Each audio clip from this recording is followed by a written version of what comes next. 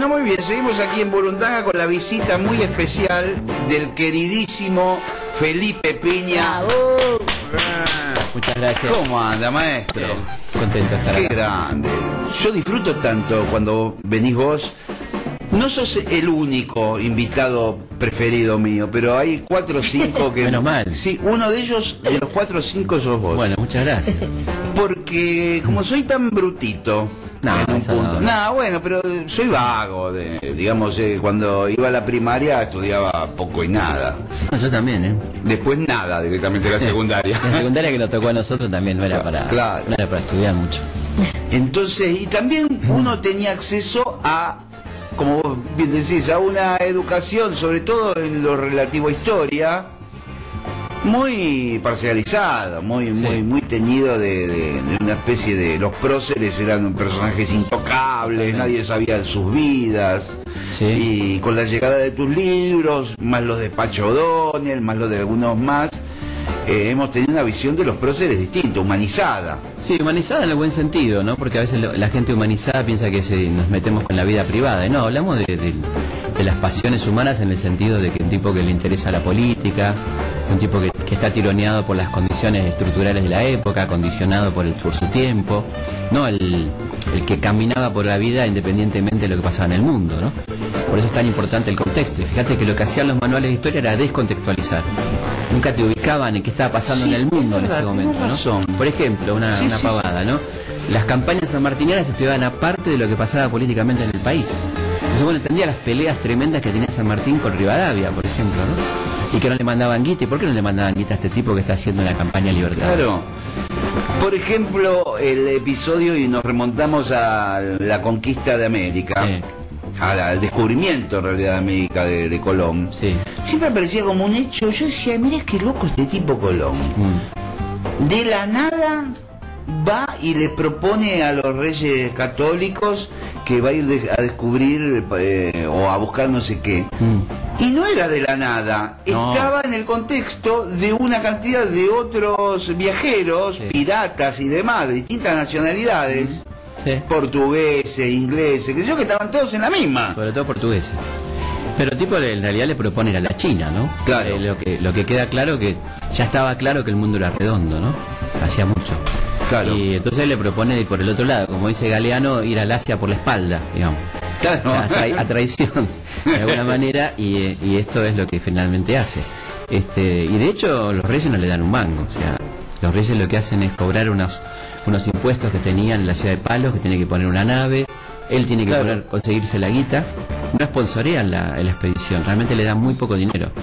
Hay una cantidad de mitos, vos que sos el especialista en los mitos, justamente en relación a la idea que uno tiene de Colón. Sí, Primero, como un tipo, un fantástico viajero, sí. experimentado, aventurero, que no lo era tampoco. No, el tipo era un comerciante, básicamente, ¿no? Era un comerciante. Un chanta. Está bien, no tenía pretensiones de otra cosa. Vos fíjate que el tipo arma un viaje de negocios a la China. Por lo tanto, por ejemplo, en el barco de Colón no había ningún cura. A pesar de que aparezca en el famoso dibujo de Colón llegando a América con un cura al lado, ese cura nunca existió. Esa Claro, parte lo ponen ahí como para blanquear un poco exactamente, lo que hicieron. para hablar de la conquista espiritual, por ejemplo, Claro. ¿no? Pero hay construcciones históricas como esa, es una ficción, ahí nunca estuvo ese cura. Porque era un viaje eminentemente comercial, había escribanos, había contadores, había comerciantes, pero no había ningún cura. Sí, y la famosa digamos teoría o que trascendió de que Colón iba con todos asesinos, que era todo, que le fueran a buscar la gente a las peores cárceles. No fue el primer viaje, fue de partido el segugo viaje. Pero ¿era cierto eso? Sí, porque la gente no quería venir. A mí- Sabían que era un mundo nuevo, que estaba qué sé yo dónde, y no querían venir. Entonces en el primer viaje vienen 2 o 3 presos nada más. Ya en el segundo vienen la mayoría presos. Jodidos eran, ¿no? Criminales. Claro, eso a mí siempre me dio una especial paranoia, porque yo decía, convivir con asesinos y criminales Sí. es horrible, pero viajar en un barco en alta mar Sí, claro. con asesinos es peor todavía. Asesinos de alta calaña, ¿no? Y eso son Imagínate una pelea ahí por una botella de vino. No, tenés 3, 4 degollados. No, y eran todos gente brava, los hermanos Pinzón, todos estos tipos eran bravos, era gente de averías. Imagínate que se las tenía que bancar a todos esos muchachos, ¿no? Y cuando llegaban acá se desataban, por supuesto, imagínate, ver un mundo donde podían hacer lo que querían. Claro. El tema del sexo, por ejemplo, las costumbres sexuales americanas que eran completamente liberales comparadas con las europeas. Acá no había...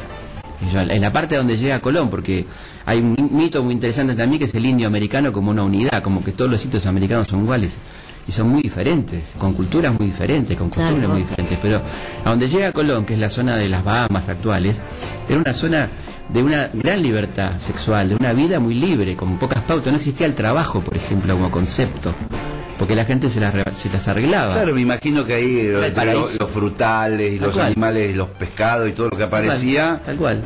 Por ejemplo, la poligamia era masculina y femenina. Momentito, señores. Sí. No, tampoco nos hablamos tanto. Y bueno, yo no sé, te digo, es un quilombo esto más era un poco un descontrol para la mentalidad española. Claro, acá era totalmente normal, la homosexualidad era totalmente tolerada. Ahí, no en otras regiones de América que era fuertemente reprimida, como por ejemplo en el Imperio Azteca o el Imperio Incaico, los homosexuales eran perseguidos. Ahí era absolutamente libre. Claro, bajaron estos marineros, venían de 6 meses. No verle a una mujer más que un escote, pero muy alto, ¿no? Claro, y bajaban y está todo bien. Casi desnuda. Claro. Los mismos tipos de las aldeas decían, vengan que está todo bien. Sí, es mi mujer, pero no pasa nada. Bueno, no solamente un poco él, un poco yo. Existía el homenaje, o sea, que el marido le daba la primera noche a la mujer como un homenaje, pero eso se hacía... Ahí está Malena, eso viene desde siempre. Se hacía, digamos... No combata todos los días lo imposible. Se hacía como un homenaje, y era muy común entre muchas culturas americanas. Y lo bien que quedás, aparte. Pero viene un amigo a comer a casa, y de decir... No, quedás bárbaro, sí. Me falta una horita para el asado, le decís. Pero pasa por el cuarto, que está Susana más aburrida. Claro, por ejemplo.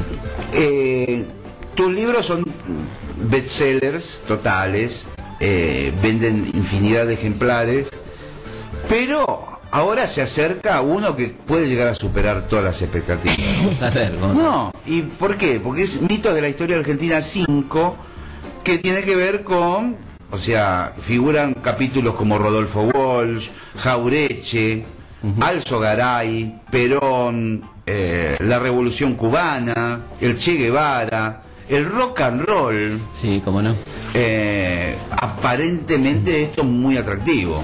Sí, bueno, aparentemente. Sí, a mí me encantó escribirlo porque realmente es una época impresionante, ¿no? Los 60, fines de los 50, comienzos de los 60, una gran revolución en el mundo, en la cultura, en la música, y acá en Argentina una gran desesperación del poder por eliminar el peronismo de todas las formas posibles, ¿no? Fusilando, torturando, secuestrando, encarcelando, prohibiendo, proscribiendo, ¿no? Es una permanente proscripción con trampas electorales, tratando de borrarlo de la vida, con un decreto con el 41-61 que hace la Libertadora, donde se prohíbe nombrar a Perón, a Evita Perón. No se podía cantar la marcha, ni silbar la marcha, ni tener una foto, con pena de cárcel concreta y efectiva, ¿no? Es decir, una especie de barbaridad que termina siendo contraproducente para ellos mismos, porque eso fomenta el orgullo de ser peronista, ¿no? Esa proscripción, ese decreto es como le daba un fuerte impulso a la resistencia. ¿De qué año es? Del año 56. Claro, bueno, nosotros hemos hablado con nuestros viejos, con nuestros abuelos, que nos contaban este tipo de cosas. Estoy pensando en los oyentes más jóvenes. Sí. Claro, que no tienen noción de lo que es esto. Que quizás no han padecido nunca esto, ha vivido siempre en democracia, ¿no? Claro. Pero imagínate que ir en cana por silbar una melodía asociada a la marcha peronista, lo que fuera. Sí, así nomás. Por tener una foto, o algo parecido en tu casa, un dibujo, alguna carta comprometedora, ibas en cana mal, porque además se torturaba, la pasaba muy mal. Y esto fue dándole mucho impulso a la resistencia, que fue fuerte y casi inmediata, ¿no? Es algo que ellos no esperaban, la reacción popular de la que se conformó la resistencia peronista, que eran centenares de comandos en toda la Argentina, ¿no? Comandos de jóvenes, de obreros, que resistían como podían a esa dictadura, que hay que llamarla con el nombre que corresponde, que fue la llamada Revolución Libertadora, ¿no? Es sí, con 2 milicos ahí como Aramburu y con Rojas, fusilando, torturando, que todavía hay como una especie de tuneado, ¿no? De eso. Sí, sí. Libertadora, ¿viste? ¿Cómo puede ser? ¿Cómo se puede llamar revolución libertadora? Tiene buen marketing. Claro, además con un fuerte aval de la clase política de entonces, ¿no? Había una junta consultiva donde estaban radicales, socialistas, que de alguna manera le daban la legalidad, cierta legalidad a ese golpe de Estado, ¿no? Me imagino que el trabajo de compilación de datos, de averiguación de cuestiones, fue distinto en este caso, porque de alguna manera, y sin faltarte el respeto, sos contemporáneo a lo que escribiste. Sí, era muy chiquito, pero sí. Una cosa es escribir como hablábamos recién, de Colón, y otra cosa es escribir de Álvaro Alzogaray, o de Frondizi, o lo que fuere. ¿Cómo fue el trabajo de este nuevo libro? Bueno, uno ya viene obviamente leyendo mucho sobre todos estos temas. A mí siempre me pareció interesantísima esta etapa de la historia, ¿no? Y además tenés ahora, se agregan en esta etapa que me toca en este libro, mucho material audiovisual. Hay películas, hay documentales. Claro. Hay testimonios muy interesantes en ese sentido, ¿no? Películas documentales que se han filmado en aquel momento, no solo los noticieros, que generalmente tienen un escaso valor en cuanto a lo que dicen, sí en cuanto a las imágenes, ¿no? Pero son muy oficialistas, bueno, pero eso es otra cosa interesante, ¿no? El material internacional, porque es muy importante el contexto de época. Sí, bueno, vos hablas bastante de Kennedy, por ejemplo, de la Revolución Cubana. De cómo los Beatles, el nacimiento del rock, ¿no? La guerra de Vietnam se da justamente a partir del 55 aproximadamente, ¿no? Con Mijares y sus cometas, y todo eso, ¿no? Te propongo ahora escuchar una banda, Felipe, y después meternos en esa época en particular y en esa cuestión, porque Nacional Rock, bueno, hablemos un poco de por supuesto, cómo no. Burundanga, Gillespie, Malena Pichot, Nacional Rock. Bien, y seguimos aquí con Felipe Piña. Su nuevo libro se llama Mitos de la Historia Argentina 5. Todavía no está disponible para el común de la gente. Esto va a pasar en los próximos días. Va a pasar el 15 de abril, el lunes 15 va a estar disponible para el común de la gente. ¿Haces algo especial por el lanzamiento? No, lo voy a presentar en la Feria del Libro. Pero eso después. 5 de mayo, no, por ahora tranquilo. El 15 de abril nada, pasás silbando por las librerías, mirando a ver si está en la vidriera, llamando a la editorial, che, no está en ningún lado. ¿Cómo te habrá pasado? Sí, claro. El mío duró nada en la vidriera, un día creo. Sí, que se lo llevaron todo. Porque se lo llevaron, claro. Sí, con éxito. Yo no sé, me perseguí. Dije, pero ¿cómo puede estar el doctor Sokolisky ahora? No, es cierto que Sokolisky no había. Pero son efímeras las presencias en vidrieras. Sí, es cierto eso, ¿no? Se cambian mucho. Cambia mucho la vidriera. No, pero aparte, el lugar de la vidriera, el lugar en las bateas principales, cuando uno entra a las librerías grandes, tipo Jenny, por decir algo, la exhibición tiene como no es para cualquiera. No, claro. No ponen el libro que escribió el escribano Goncalves, leyes para el escribano Prato Murphy, por ejemplo. Ahí, viste, hay que estar ahí. Está un Stephen King, un Felipe Piña, competir ahí. Sí, Jobs, por ejemplo. Sí, ¿y vos cuál es tu ídolo literario? A mí literario, Cortázar, ídolo máximo. Máximo, leíste todo. Sí, no, todo, sí, algunas cosas, tipo la obra crítica, las cartas, algunas me faltan algunas cositas, pero de lo que es ficción y algunos ensayos de él, sí. Me encanta, me parece un tipo que además creo que ha marcado a muchas generaciones, ¿no? Su forma de escribir, el humor, la ironía. A nosotros los músicos de jazz particularmente, bueno, Charlie Parker. Un tipo que tiene constantemente menciones y citas de discos de jazz, de artistas, bueno, el perseguidor mismo, Charlie Parker. La vida de Charlie Parker. Claro.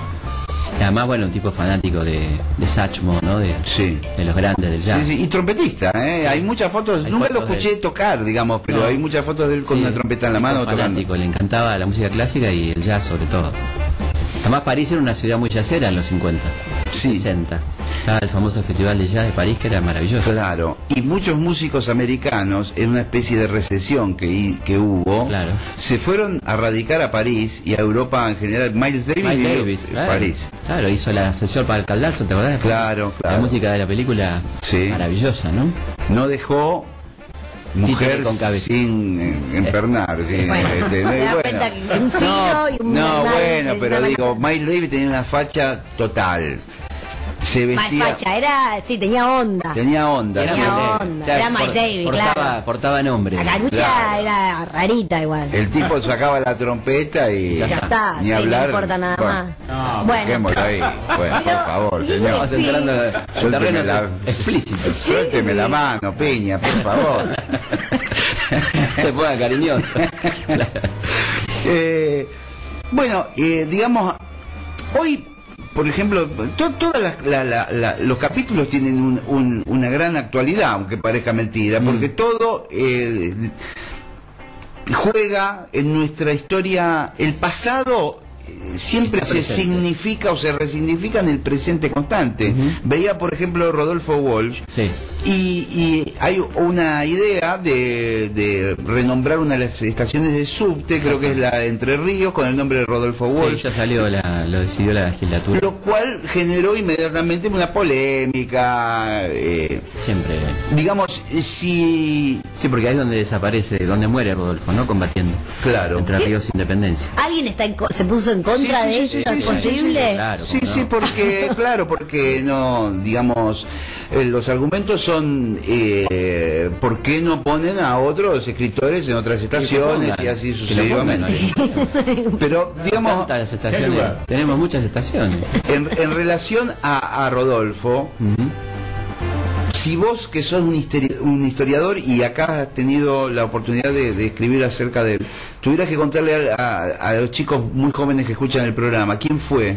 Fue un tipo muy particular porque fíjate que él era antiperonista, ¿no? Un tipo que en la etapa que corresponde a su comienzo de madurez, digamos, le toca la etapa más autoritaria, el peronismo, que él no comparte. Un tipo que venía del nacionalismo, que no está de acuerdo con los contratos petroleros que firma Perón con la California, y que de cierta forma admite que se alegra con la Libertadora al principio, y que luego va a ir cambiando, de ahí el valor de él, ¿no? Porque ese cambio no le provoca ninguna cuestión oportunista, sino que le va a complicar la vida seguramente. Claro.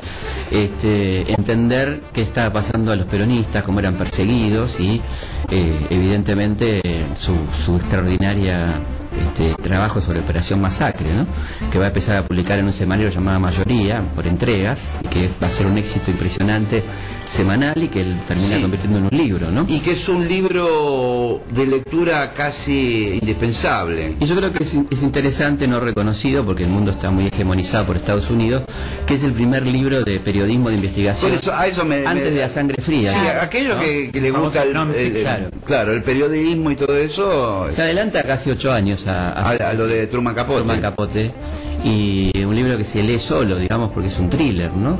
Y además denunciando la trama de cómo se producen esos fusilamientos, quiénes son los responsables, todo el armado, el encubrimiento, y otro trabajo muy interesante que es el caso Satanowski, que es el asesinato de un abogado para quedarse con las acciones del diario La Razón, para que la Libertadora se quede con las acciones del diario La Razón, donde hay uno de los protagonistas de este asesinato, de los instigadores, es el mismo tipo que es el fusilador del 56, 40, uno de los capos del Servicio de Inteligencia del Estado, ¿no?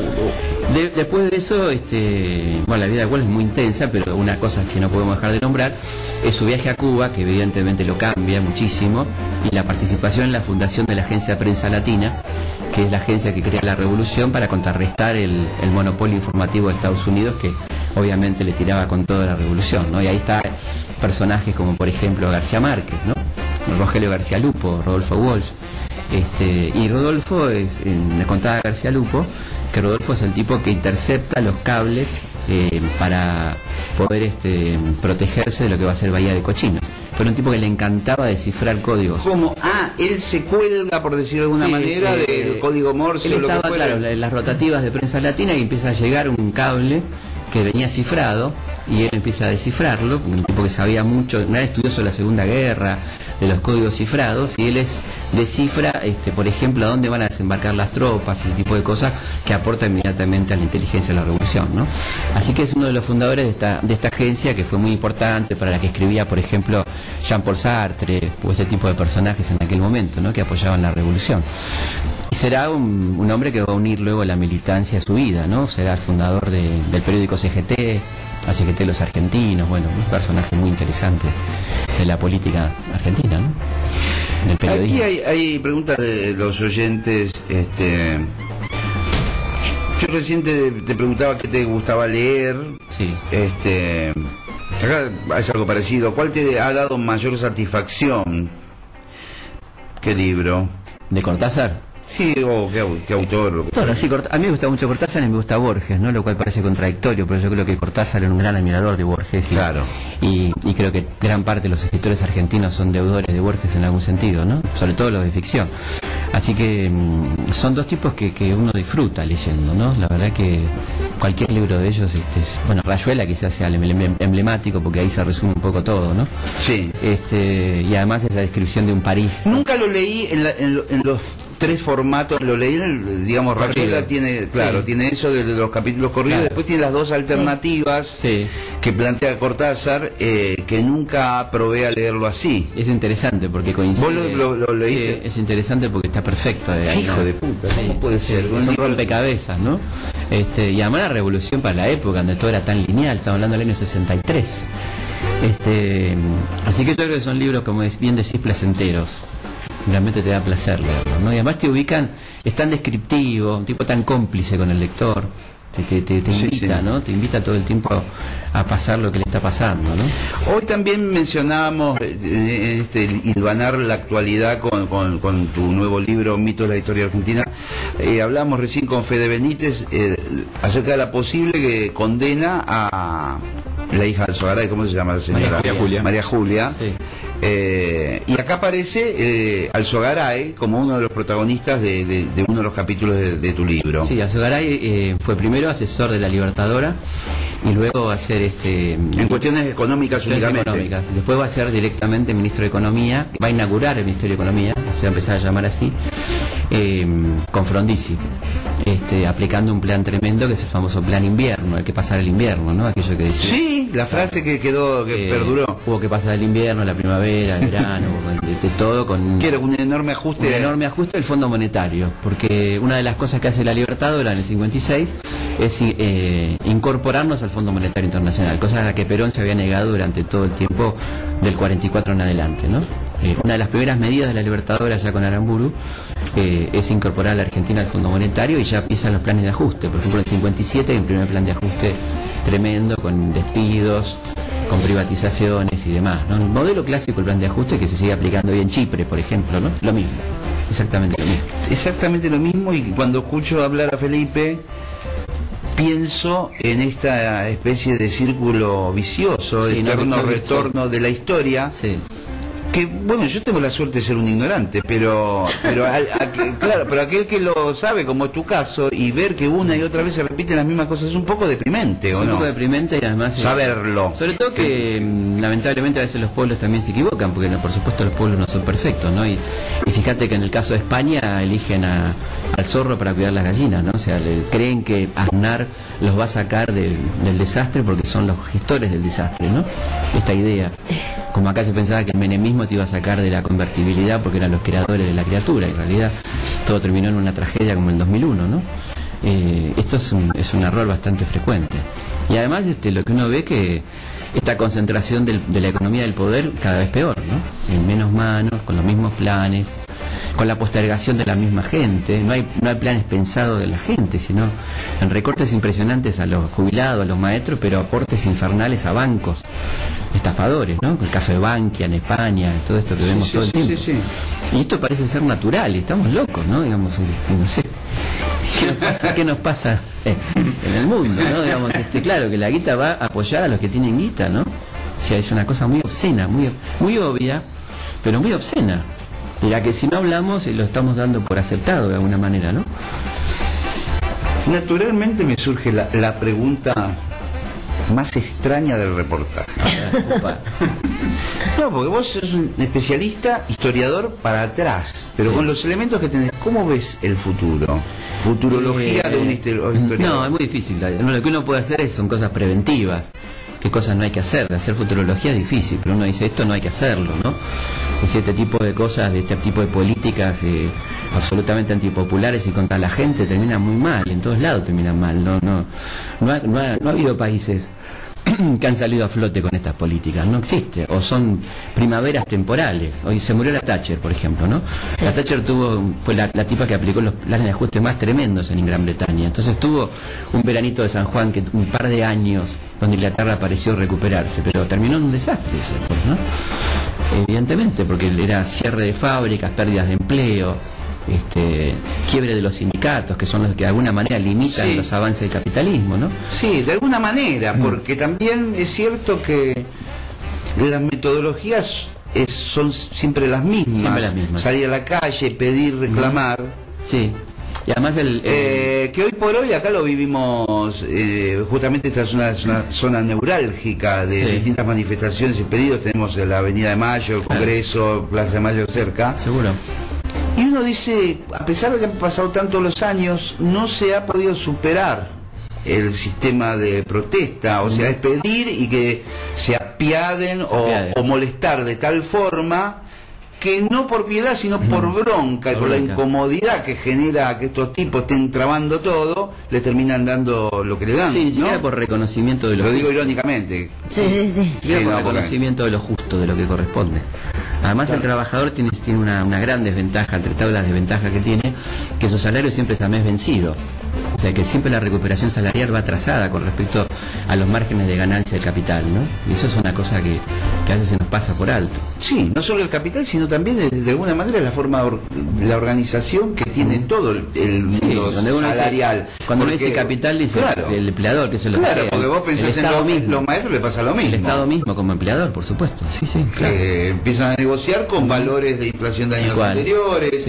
Ajustes que terminan pagándose en cuotas. También pasan en la ciudad que ocurren fenómenos extrañísimos que uno piensa que la gente que vota a gobiernos liberales son los empresarios o la gente de clase alta, y no es así. No, es un tema muy complejo que tiene que ver, por ejemplo, con lo aspiracional, ¿no? Con lo que quisiera ser. Claro. Entonces, un tipo como Mauricio Macri, lamentablemente, es un tipo que arrastra votos en sectores populares, ¿no?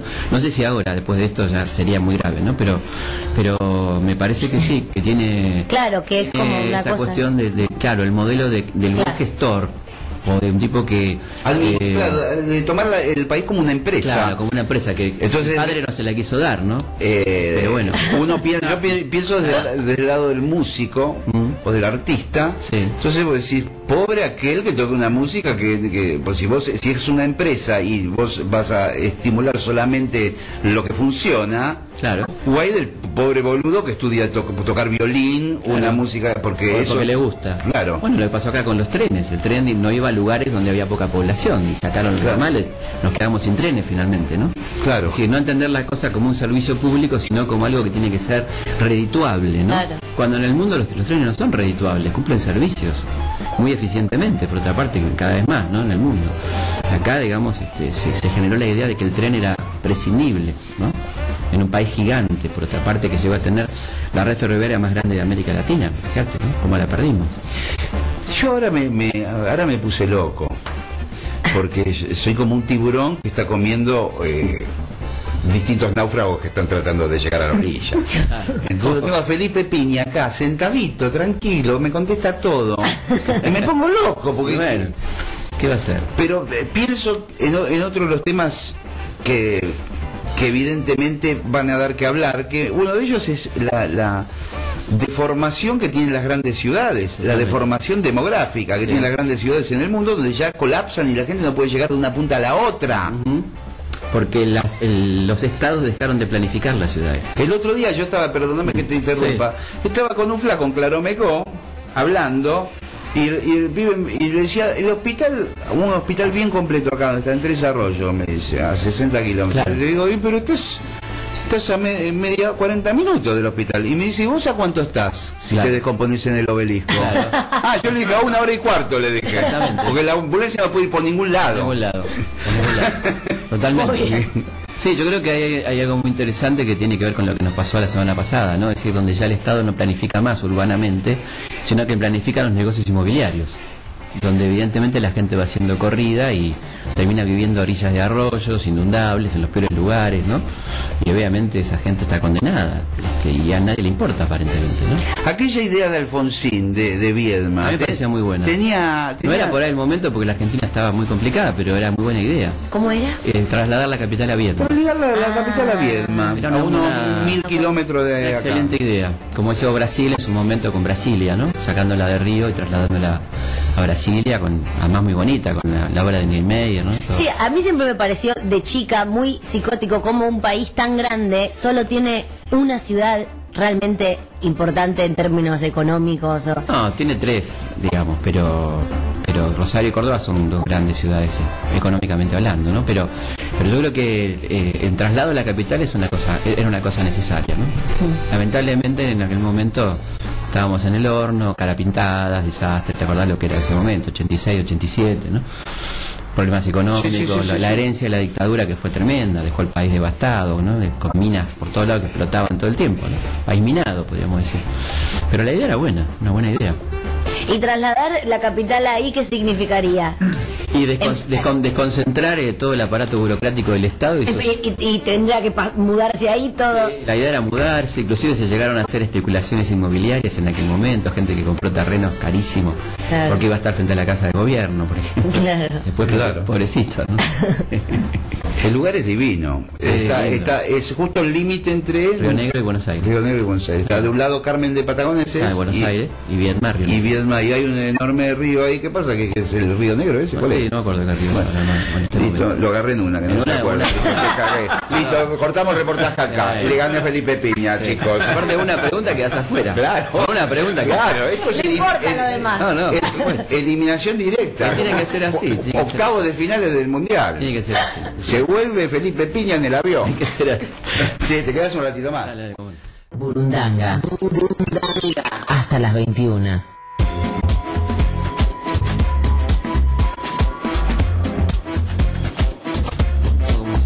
Bueno, tenemos muy poco tiempo. Estamos acá con Felipe Piña, una tarde muy buena estamos pasando, ¿no, Malé? Es verdad. Che, hay preguntas de la gente. Charlie Camaño dice: ¿qué se puede hacer para cambiar el sistema educativo que sigue enseñando historia a favor del capital, de los capitalistas? Y complicado, ¿no? Yo creo que está mejorando y que depende mucho también de los docentes, porque nuestro sistema es muy descentralizado, o sea, el docente tiene mucho poder en el aula, ¿no? Solo que hay que elaborar mucho la capacitación docente. Además, independientemente de lo que tiene que ser un marco general y un plan de educación nacional, de formación, es difícil. La verdad que cuesta, pero hemos mejorado, desde los contenidos que teníamos a los que tenemos hoy. Sí, ¿no? Sí, hemos mejorado, bastante hemos mejorado. Después que se apliquen o no se apliquen, ya, por eso te digo, muy voluntarista la cosa, ¿no? Lamentablemente. ¿La historia en Argentina se repite? Pregunta mi amigo el cerrajero. Claro. Yo creo que en realidad continúa, no se repite, porque cuando vos no modificás las causas hay una especie de continuidad, ¿no? La repetición en historia en realidad, si uno es muy... a ser correcto, digamos, no hay repetición en historia, sino que hay situaciones parecidas porque las causas son parecidas, ¿no? Claro, porque efectos parecidos porque no modificaste las causas, por ejemplo. Entonces claro, hay más de una continuidad, porque la verdad que la idea de repetición es un poco una idea estática. Esta especie de enfrentamiento que lleva de los últimos años, de los últimos tiempos también, sí, en realidad, digamos, no poder haber una armonía entre la oposición y el oficialismo y los que siguen los preceptos de la oposición, los que siguen los preceptos del oficialismo. Y no es nuevo. Es un poco histórico, sí, ¿no? Es histórico y se dio otra vez durante el peronismo también. Con otras características, ¿no? Siempre que está el peronismo es así, es muy salvaje, digamos. Muy salvaje porque, sobre todo peronismo, porque hubo etapas peronistas donde no hubo planteo de cambios o de modificaciones de estructuras o situaciones, ¿no? Pero yo creo que el primer peronismo, por ejemplo, tuvo una fuerte oposición. Y también el primer peronismo fue mucho más autoritario que no tiene rasgos autoritarios en el sentido de que nadie va preso por lo que dice, claro, o nada de eso, que sí pasaba en el primer peronismo, ¿no? Cosa que es interesante diferenciar, me parece. Acá me pregunta Marcelo si es cierto que Sarmiento hizo que Chile sea un país No. Y que anteriormente era parte de Argentina. No, bueno, nunca fue parte de Argentina, fue un territorio independiente que era una capitanía. Las capitanías eran zonas militares que había en América Latina, como la capitanía de Venezuela. No eran virreinatos, sino que por la alta conflictividad que tenían con el indio, eran territorios militarizados. Esas eran las capitanías. Estaba la de Nueva Granada y estaba la de Chile. Era un territorio aparte, que no tenía nada que ver con Argentina. Había zonas en el sur comunes, en lo que era la Patagonia, ¿no? Pero no era un territorio dependiente de Argentina. Es más, la zona de Cuyo era muy dependiente económicamente de Chile, mucho más dependiente que lo que es la Argentina hoy. Muy bien, Con esto zafamos la del río, cruzamos el río. Sí. Quiero comentarles que Felipe Piña está sacando un nuevo libro, Mitos de la Historia Argentina, volumen 5, a esta altura. A esta altura. Donde hay una cantidad de temáticas que son por ahí más familiares a nosotros: Fidel Castro, las huelgas, el Che Guevara, el rock and roll, Kennedy, Martin Luther King, Ilia, sí. Mafalda, 64. Empezó ¿Le un dedicaste poquito un antes. capítulo? No, es un apartado en el libro dentro de donde hablo de Mafalda, porque me parece un personaje central, ¿no? de la historia argentina, con sus reflexiones, además un personaje mundial a esta altura, ¿no? Traducido a miles de idiomas, digamos, una cosa impresionante. Y algo que definió una época. Hablaba de Vietnam, hablaba de los Beatles, hablaba de lo que pasaba en el mundo, la bomba atómica, todo el clima de los 60 está muy bien reflejado en esa tira, ¿no? Y una famosa tira de Mafalda que era un solo cuadradito, un rectángulo en realidad, que apareció el 29 de junio del 66, después del derrocamiento de Ilia, y donde Mafalda dice: y todo lo que me enseñaron en el colegio, ¿no? Nada más que eso. Claro. Nada más que eso, ¿no? Suficiente. ¿Tuviste oportunidad de conocerlo aquí, no? Sí, digamos? de una manera muy entrañable, porque éramos vecinos, yo era chiquito, y Quino me invitaba, él vivía en el sexto, yo en el tercer piso, me invitaba a su estudio de dibujo, y me hice muy amigo de él y de su mujer. Tenía en ese momento yo 9 años, 10 años, y para mí era fantástico porque era muy mafaldero, y conocerlo para mí era como conocerlo a John Lennon, más o menos. ¿Qué figura digamos que tu actividad te llevó a conocer fortuitamente, o por ahí en alguna charla? Vos desde tu lugar cholulo dijiste, loco, mira, bueno, quién me va a conocer. tuve mucha suerte cuando hice el programa en Canal 7 de entrevistas. Ahí conocí tipos muy grosos, ¿no? Claro, yo te he visto con Pedrito Aznar, con Charlie García, con tanta gente muy linda, ¿no? Con Pablo Milanés, con Ismael Serrano, con El Cigala, que me pareció un tipo fantástico, ¿no? Con Chucho Valdés, no sé, un montón de gente muy copada, del ambiente artístico, El Cigala, cultural. Una torrante, me divertí. Me divertí muchísimo en la charla. Quería seguir hablando, ¿no? Había terminado de grabar y seguíamos charlando y todo. ¿Lo cortaste ahí? ¿O te fuiste? Claro. Si no, los libros salí vos la próxima vez. Viste que te apagan la luz, en Canal 7 te apagan la luz. Claro. Mucho para... Lo que pasa es que encima vos tenés una data para hacer preguntas que es como demasiado, se deben copar mucho los entrevistados por vos. Las pasábamos lindo, la verdad que muy lindas cosas. Con Pablo, muy lindo, con Pablo Milanés, muy linda entrevista, un tipo que se había tornado muy crítico de la revolución, ¿no? Una entrevista muy interesante.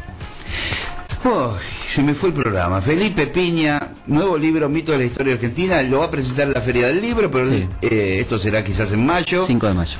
Pero ya el 15 de abril sale el libro a la venta. Vamos a tener que volver porque nos quedan un montón de cosas. Tenés que volver. Sí. Y antes del 5 venimos otra vez, no hay problema. Sí. Ya anótenlo porque después se va de boca y después no te atiende el teléfono. No, soy como el amigo Moyo, cumplo. Felipe Piña, lo vamos a despedir con un aplauso y con...